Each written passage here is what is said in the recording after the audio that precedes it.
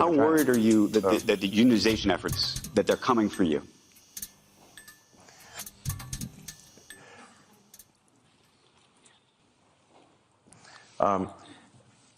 You know, so, and then, you know, so there's. Which side are you on? Which side are you on? Here's another thing that's happened last week. Elon Musk was interviewed, and you know he talked. You know, there's. It's just so, I don't know. Well, let's start off by, and this is how the interview started off too, actually. That's also how I feel about Elon Musk, by the way. Yeah, right. That's the appropriate way to feel about Elon Musk. But the interview started off, you know, really by illustrating the superiority of our betters, how much smarter and more intelligent and brilliant they are, and really, you know, just underlining why you know, why working people cannot be trusted to run the economy. We cannot be trusted to run our lives. We have to have better people than us, economic royalists, if you will, to run our affairs for us. We have to have geniuses, right? We have to have geniuses to run our affairs for us, like Elon Musk. And that's why it is such a good thing that he has so much power as a single individual. He illustrated that when they started the interview. And Jonathan, like, the only reason I'm here is because you are a friend. Like, what was my speaking fee? You're not making any. First of all, I'm Andrew, but yeah, sorry, it's okay. Second of all, we've known each other for a very long time. I've spoken. Yes. And listen, you know, He's trying to grab it back too. Listen. what I'm trying to illustrate is that sometimes I say the wrong thing. And Jonathan, like, the only reason I'm here is... Okay, that's it. Okay. Also illustrating that they have insane laughs, too. That's another thing that he illustrated. Yeah, so there you go. You know, there are betters, obviously. They should be running society. They should have no checks on them, all that. You know, they talked a lot about stuff, said a lot of really silly things, pontificating about the meaning of life, digital God, you know, all this kind of stuff, and you know, really smelling his own fart in a lot of this conversation that other people have talked about endlessly. You know, I think the big moment was the "go F yourself" moment. That's what a lot of people, you know, hung on to, which is another classic system for getting more advertisers. Yeah, super. Yeah, antagonize them in the press. Yeah, just continuing to illustrate how much better Elon Musk is at running the affairs of working people than working people would be, by telling the people who make the operation of the company that he runs possible to go F themselves. So, you know, just a really intelligent guy, and it's great that he has so much power and that his words mean so much. But people have already talked about that. I don't really have anything else to say about that other than what's been said, and what's been said better than I could say it. But not very many people, kind of surprisingly, have reacted or analyzed or commented on another part of this interview where he talked about how he felt about unions, and it was very revealing. So let's play this clip. How worried are you that the unionization effort that just took place I shouldn't say effort, but the new wages and the like at GM and Ford that they're coming for you? I mean, they are coming for you. What is that going to mean to you and your business? Well, I think it's generally not good to have an adversarial relationship between people on the line, you know, one group at the company and another group. In fact, I disagree with the idea of unions, but perhaps for a reason that is different than people may expect, which is I just don't like anything which creates kind of a lords and peasants sort of thing. And I think the unions naturally try to create negativity in a company and create a sort of lords and peasants situation. There are many people at Tesla who have gone from working on the line to being in senior management. There is no lords and peasants. Everyone eats at the same table. Everyone parks in the same parking lot. You know, at GM, there's a special elevator only for senior executives. Pause it. Oh, hold on. I just got it loose. There we go. Okay. And we can rewind it so we don't miss anything. But this is so stupid. And, you know, look, people can really... the ability for humans to deceive themselves is great. And, you know, that's been studied, and people are capable of convincing themselves that untrue things are true, right? And so maybe because his livelihood and influence and power and all of this and his ability to kind of sleep at night depends on what he's saying being true, maybe he believes it, but it's difficult for me to believe that it's not just a bald-faced lie, because when you think about lords and peasants, what is the dynamic between lords and peasants that makes it objectionable?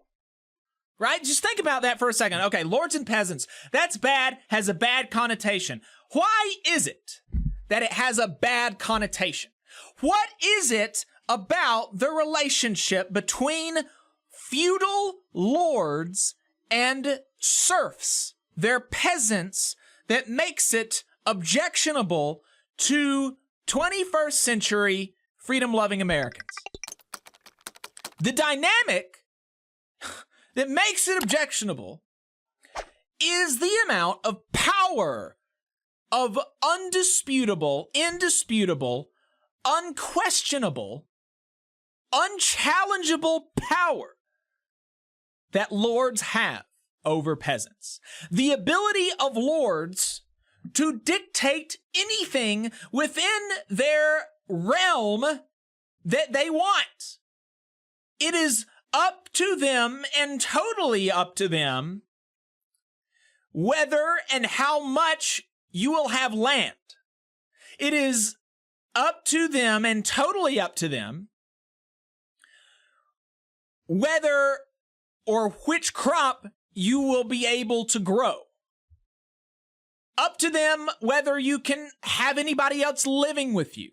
Whether you can, everything within their realm on their property is totally within their control, and there is nothing the serfs can say about it. They have to either acquiesce to the demands of the Lord or flee the land and run away. So I hope you can understand where I'm going with this, because that is the dynamic that exists in non-union shops, right?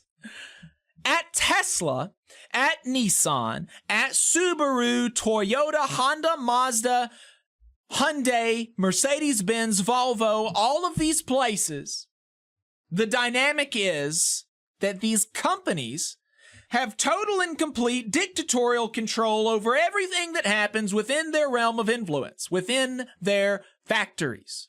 As a worker, when you clock in for your shift, you clock out of your rights and privileges and freedoms as an American citizen. You no longer have freedom of speech. You no longer have freedom of movement. You no longer have all of this kind of stuff. You are now literally a subject at the beck and whim of the company, without any recourse, without any negotiating power, none of that. It's completely, it is literally a serfs and peasant relationship. And that's the objectionable thing, is the power and the ability for the Lord to decide what happens to the serf. That is exactly almost the power that companies have over non-union workers. And so the way that, so union workplaces are actually much less lords and peasants dynamic. You could say it's authoritarian or anti-democratic even. Yes, the dynamic that exists in non-union plants. And so unions make these places more democratic, and they lessen the power that the lords have over the serfs, right? And then his example of, here's, unions create a lords and peasants mentality. And then his first example of how unions do that is that GM has a special elevator for management. That's not in the contract. That's GM. That's not the union. For only the union management? Like, what is that? It's so stupid. It's absurd. What a stupid thing to say. Like, it's not the union's fault that GM management wants their own special elevator, right? That's GM management's. Anyway, okay, let's continue. All right, here we go. Step it back just a little. Parks in the same parking lot. You know, at GM, there's a special elevator only for senior executives. We have no such thing at Tesla. All our elevators are normal elevators. And the thing is that I actually know the people on the line because I worked on the line, and I walked the line, and I slept in the factory, and I worked beside them. So I'm no stranger to them. And there are actually many times where I've said, well, can't we just hold a union vote? But apparently a company is not allowed to hold a union vote. So it has to be somehow called for, but the unions can't do it. So I said, well, let's just hold a vote and see what happens. The actual problem is the opposite. It's not that people are trapped at Tesla building cars. The challenge is how do we retain great people to do the hard work of building cars when they have like 6 other opportunities that they can do that are easier. That's the actual difficulty, is that building cars is hard work and there are much easier jobs. And I just want to say that I'm incredibly appreciative of those who build cars, and they know it. You know, so there's I don't know, maybe there will be unionized. I say, like, if Tesla gets unionized, it will be because we deserve it and we failed in some way. But we certainly try hard to, you know, ensure the prosperity of everyone. Hey, 5 seconds. Just wanted to say that this is only possible because of our donors. If you want to see more of this, then consider donating yourself at tvlr.fm/donate. Yeah, so there you go. And so, look, you know, if you hear what Elon Musk says, he's like, I'd love to have a union vote. I have no problems with a union. And look, if they do it, then we've done something wrong. Hold a union vote today. I don't care. It's not, you know, it's not, no skin off my nose, but my employees just love me so much they don't want a union. Oh, wow. Right? That's what he says right now. And this is the thing about these, one of the things about these, you know, these interviews that I hate. They drive me up the wall because he like has a record on this that Andrew Ross Sorkin could have asked him about, and he didn't. This is all stuff that is very public record, and he knows about it.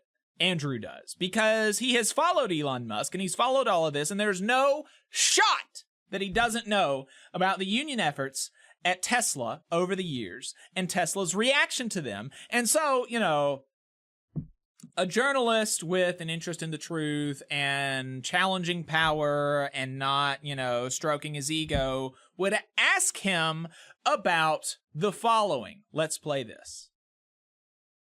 And they told me that based on my previous performance, that I was not meeting expectation for, like, the current, I've been saying it so much now I can't... acceleration. Oh my god. Performance acceleration. I've been saying it so much and I just lost it. And I was really confused by that. I'm like, my last review was great. I mean, I got a promotion from a level 1 labeler to a level 2 labeler. I got a raise to go along with the new promotion, and I got another raise just for having a good performance, like, you know, it's like the metric bonus or whatever. So I didn't understand it, and I was crying, and I'm just like, why? Like, this doesn't make sense. I didn't even get a chance to clear off my own desk, and that's how they were doing it throughout the day. They would take an employee, and as soon as that employee was out of the room, they start clearing off the desk. My name was on the committee letter that went out on Tuesday, and Wednesday I lost my job. I spoke to a lot of people across the plant. By the time they fired me, I had people ready and willing to walk out if we said to. And they fired me because I tried to improve the lives of my coworkers and myself. That's why they fired me, because it wasn't a part of Elon's plan. So it is not as if working people have not tried to hold a union vote at Elon Musk's factories. He has, in every step of the way, been antagonistic towards and punishing of employees who engage in this. And in fact, that person that you just heard from, Richard Ortiz, he was fired in 2017 by Elon Musk for his union activities. The NLRB at the time held that this was illegal retaliation for his union activities, and it was actually only a few months ago upheld by the Fifth Circuit Court of Appeals. I don't know how much you know about the appeals courts in the United States, but the Fifth Circuit is literally the single most conservative, Trump appointee-filled court in the country. The Fifth Circuit. It's like off the rails. And that circuit, that appeals court upheld, like, Elon Musk's retaliation against Richard Ortiz was so obvious and so blatantly illegal that the court with the single highest percentage of Trump appointees in the country said so. That this is illegal. You have to hire Richard Ortiz again, and you have to pay him back wages. That is how blatant his illegal activity was. Additionally, around the same time period, he tweeted this out. He said, quote, "Nothing stopping Tesla team at our car plant from voting union. Could do so tomorrow if they wanted, but why pay union dues and give up stock options for nothing?" He was sanctioned by the NLRB again for that time, and a California judge agreed, saying in part that it can only be read by a reasonable employee to indicate that if employees vote to unionize, they would give up stock options. I mean, what is it that's creating the lords and peasants dynamic? It is this kind of without justification, without the need for justification or negotiation, the ability to take away stock options from people because they want a collective voice on the job, right? That is how he has reacted to union campaigns in the past. And in fact, right now, he has a case that the Fifth Circuit Court of Appeals agreed with him on, that is probably going to be taken up by the Supreme Court, that could very well overturn nearly 100 years of Supreme Court precedent around the National Labor Relations Act. That being that workers have the federally protected right to engage in collective, concerted activity, including the wearing of union merchandise on the job, as a free speech protection and as a protection on the job that you get, because that is a collective effort, and that kind of thing should be protected. He not only banned employees from handing out materials that were not pre-approved by Tesla, he banned leafleting. That's also illegal.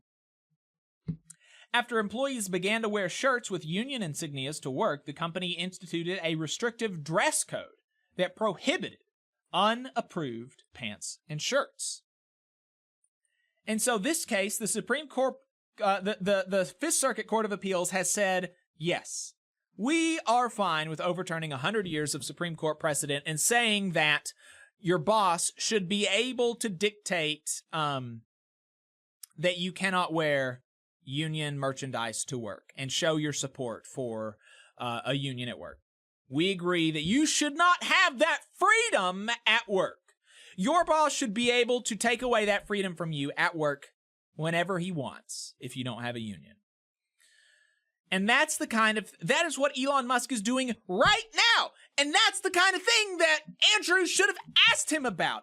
Okay, you're saying, I would be fine if the UAW held a vote at my plants tomorrow. Well, why don't you let them wear UAW shirts on the line? Right? But that's not something that Andrew asked. And for the life of me, I don't understand it. It's incredibly frustrating. So there you go. That was Elon Musk's words on unions versus Elon Musk's record on unions, and they could not be more different. Okay. Oh yeah, and I'll go on record because a commenter. I was not saying Elon Musk is a genius. I was joking. Oh yeah, yeah. Right. At the very idea. Yeah.